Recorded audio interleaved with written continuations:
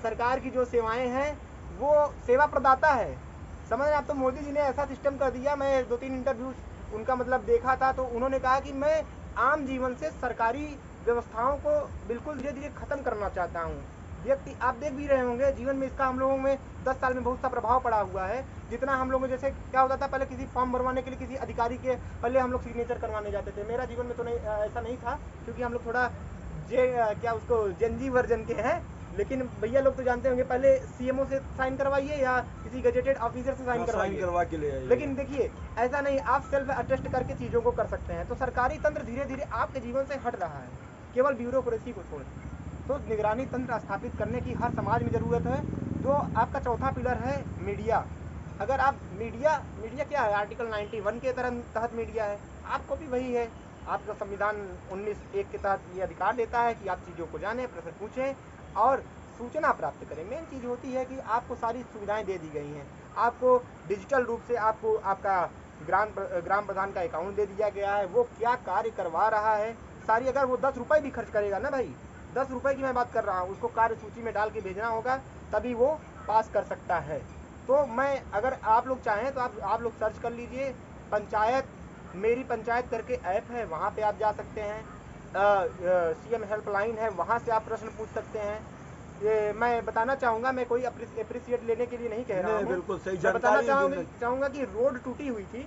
जी जी बिल्कुल। रोड असड़िया से मतलब बीच बीच में गड्ढा हुआ था, एक कल्लावा के पास था, एक वहाँ पे मतलब कल्लावा के पहले छोटी पुलिया है वहाँ पे थी। मैंने देखा कि रोड टूटी हुई है, उसमें मैंने उसमें डाला एप्लीकेशन डाला मुख्यमंत्री हेल्पलाइन पे पूरा टाइप करके।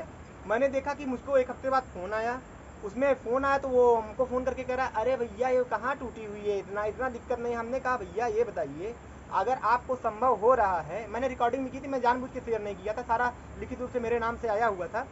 मैं इसलिए बता रहा हूँ कि मैं जानता हूँ कि अगर आप नहीं करेंगे तो कहीं ना कहीं उसका एक्सीडेंट हो जाएगा। बहुत जंप करता था भैया वहाँ पे, वो उछड़ता था, बहुत ज़्यादा जंप करता और लगभग आधा फीट वो धंस गया था। बिल्कुल। तो आप देखिए, मैं सेवाओं का ये बता रहा हूँ कि निगरानी तंत्र काम कैसे कर रहा है। आप खुद ही नहीं जागरूक हैं तो आप सोचेंगे सरकार सारा कुछ ला के हमको दे दे, तो क्यों देगा भाई। अगर आप मूर्ख बनने के लिए तैयार हैं तो दुनिया मूर्ख बनाने के लिए तैयार है।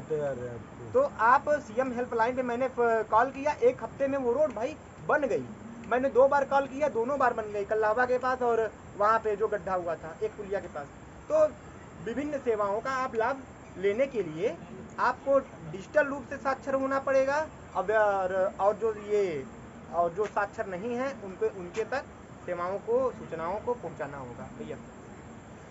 बहुत बढ़िया, बहुत शानदार। अभिषेक और भैया का कुछ शायद सुझाव है, मैं लेता हूँ। भारत का इतिहास कहता है कि एक व्यक्ति 99 व्यक्ति पर राज करता है, इसे बदलने की कोशिश करना होगा। 99 व्यक्ति पर एक व्यक्ति राज जब करने लगेगा, सच मायने में लोकतंत्र लागू होगा। एक सही व्यक्ति के साथ जब भारत गलत हो रहा होता है, उसके साथ खड़े होने लगेंगे तो ये काम आसान हो जाएगा। बिल्कुल, बहुत अच्छी बात है भैया। धन्यवाद करता हूँ कि आप इस कार्यक्रम में जुड़े हुए हैं और आपका साथ है, और आपका एक वादा भी है कि आप शायद अगले रविवार को हमारे साथ जुड़ेंगे इस कार्यक्रम में, युवा संवाद के कार्यक्रम में। साथियों, अगर आपके कोई प्रश्न हो तो मैं एक बार ज़रूर लेता हूँ। अगर कोई साथी प्रश्न करना चाहते हैं चलते चलते, चूँकि मैंने पहले ही कहा है कि मैं कार्यक्रम के अंतिम दौर की ओर चल रहा हूं, आप कार्यक्रम को पूरा देखें, कार्यक्रम को समझें। अगर कार्यक्रम को अच्छा लगे तो उस पर आप कमेंट करें। और एक निवेदन और है कि आपके गांव घर का युवा संवाद का कार्यक्रम है, आपके क्षेत्र का कार्यक्रम है, युवा जागरूक का कार्यक्रम है, तो इसको आप अपनी आईडी से शेयर कर दें। जी हाँ दोस्तों, चलते चलते एक बार मैं